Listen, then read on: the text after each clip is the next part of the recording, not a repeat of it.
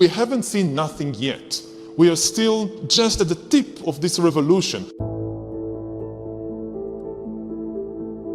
The entire liberal democratic system is built on philosophical ideas we've inherited from the 18th century, especially the idea of free will, which underlies the basic mottos of the liberal worldview, like the voter knows best, the customer is always right, beauty is in the eye of the beholder, follow your heart, do what feels good. All these liberal mottos, which are the foundation of our political and economic system, they assume that the ultimate authority is the free choices of individuals. This was okay for the last 2 or 3 centuries, because even though free will was always a myth and not a scientific reality, I mean, science knows of only 2 kinds of processes in nature. It knows about deterministic processes and it knows about random processes.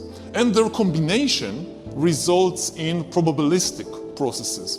But randomness and probability, they are not freedom. They mean that I can't predict your actions. Now, up till now in history, the humans were so complicated that from a practical perspective, it still made sense to believe in free will.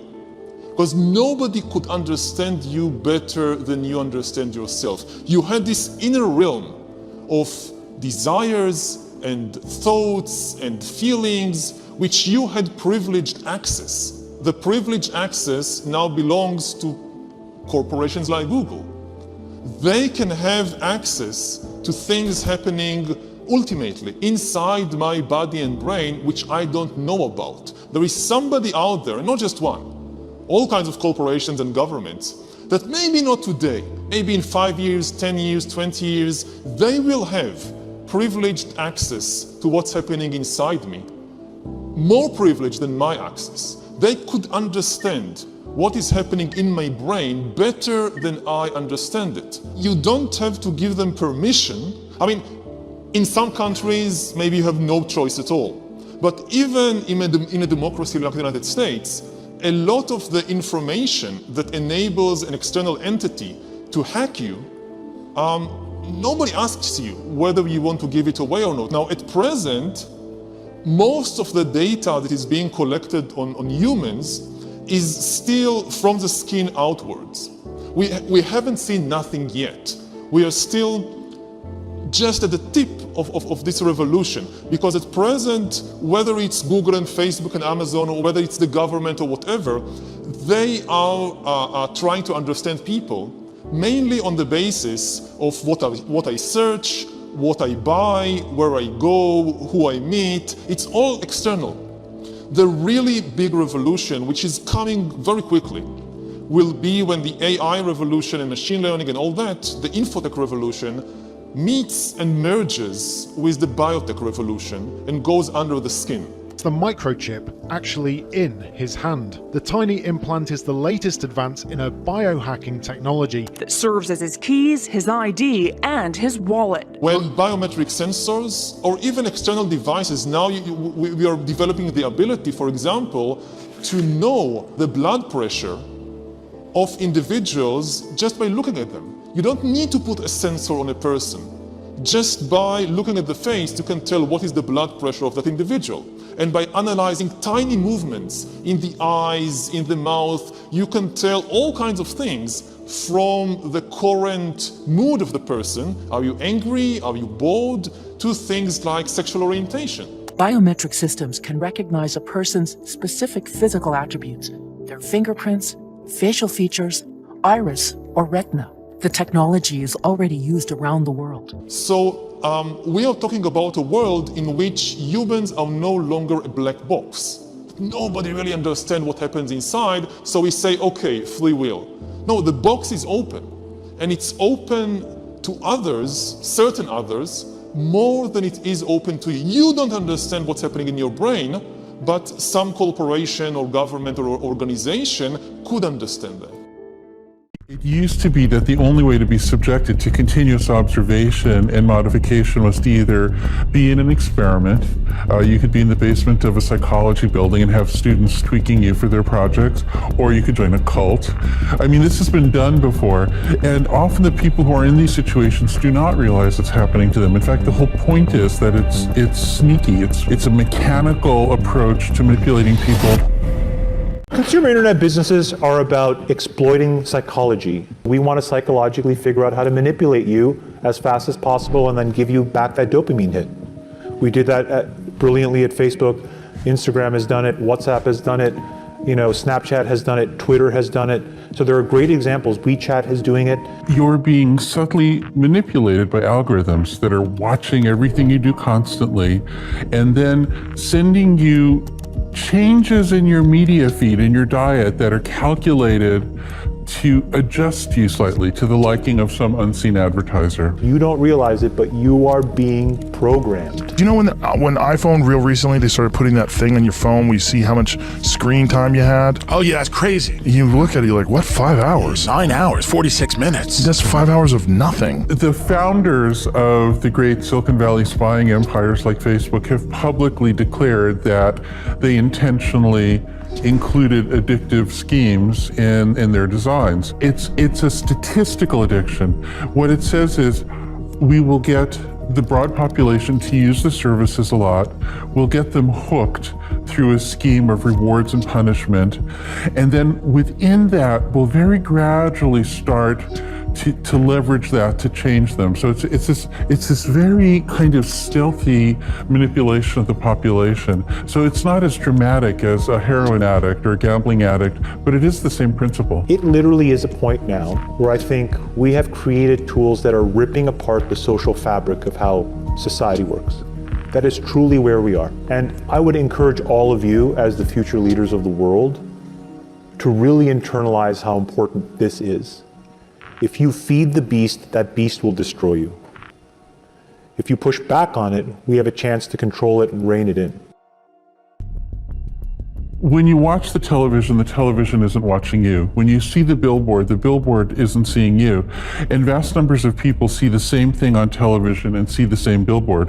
When you use these new designs, social media, search, YouTube, when you see these things, you're being observed constantly, and algorithms are taking that information and changing what you see next. And they're searching and searching and searching, and they're just blind robots. There's no evil genius here until they find those patterns, those little tricks that get you and make you change your behavior. It is eroding the core foundations of how people behave by and between each other. In traditional behaviorism, you would give an animal or a person a little treat like candy or maybe an electric shock, and you'd go back and forth between positive and negative feedback. And when researchers try to determine whether positivity or negativity is more powerful, they're roughly at parity. They're both important. But the difference with social media is that the algorithms that are following you respond very quickly. They're looking for the quick responses. And the negative responses, like getting startled or scared or irritated or angry, tend to rise faster than the positive responses, like building trust or feeling good. Those things rise more slowly. So the algorithms naturally catch the negativity and amplify it and introduce negative people to each other in all of this. And so what this does is it means that the algorithms discover there's more engagement possible, say by promoting ISIS and promoting the Arab Spring, and so ISIS gets more mileage, or promoting than Black Lives Matter. Now, in the big picture, it's not true that negativity is more powerful, but if you're doing this very rapid measurement of human impulses instead of accumulated human behavior, then it's the negativity that gets amplified. So you tend to have elections that are more driven by rancor and abuse, and you tend to have outcomes that are kind of crazy. I think we all knew in the back of our minds, even though we feigned this whole line of like, there probably aren't any really bad unintended consequences. I think in the back, deep recesses of our minds, we kind of knew something bad could happen. But I think the way we defined it was not like this. The people who run the tech companies like Google and Facebook are not doing the manipulating, they're doing the addicting. But the manipulating, which rides on the back of the addicting, is the paying customer of such a company. So, and many of those customers are not at all bad influences. They might simply be trying to promote their cars or their perfumes or whatever. And just to be clear, I'm very much a part of this. I've sold a company to Google. I'm not in any sense an outsider. I believe that what we're doing is not in our own self-interest. Business interests are a part of society. If they destroy society, they destroy themselves. So I don't think we're being evil so much as we're being stupid. It is a point in time where people need to hard break from some of these tools and the things that you rely on. The short-term dopamine-driven feedback loops that we have created are destroying how society works. No civil discourse, no cooperation, misinformation, mistruth. And it's not an American problem. This is not about Russian ads. This is a global problem. And I don't have a good solution. You know, my solution is I just don't use these tools anymore. I haven't for years. It's created huge tension with my friends, huge tensions in my social circles. If you look at my Facebook feed, I've posted maybe 2 times in 7 years. 3 times, 5 times, it's less than 10. And it's weird, I guess I kind of just innately didn't want to get programmed. And so I just tuned it out, but I didn't confront it. And now to see what's happening, it really bums me out. We've created this bizarre society that's unprecedented where if any 2 people wish to communicate over the internet, the only way that can happen, the only way it's financed is through a third party who believes that those 2 can be manipulated in a sneaky way. It's an insane way to structure civilization. So we can keep all the good stuff, and there is good stuff on social media, of course. We can keep all that and just throw away the manipulation business model and substitute in a different business model. And there are many alternatives that would be better. They just have to be honest. It could be a paid service like a Netflix where you're paying for it, you're the genuine customer, it has to keep your interest. It could be like a public library. It could become a public thing that isn't commercial at all. That's an option. But what we did in Silicon Valley is we wanted it both ways. We wanted everything open and free, but we wanted hero entrepreneurs and hackers. And so the only way to get that was this advertising thing that gradually turned into the manipulation engine as the computers got faster. And this weird business plan, once you can see that there are alternatives, you realize how strange it is and how unsustainable it is. This is the thing we must get rid of. We don't have to get rid of the smartphone. We don't have to get rid of the idea of social media. We just have to get rid of the manipulation machine that's in the background.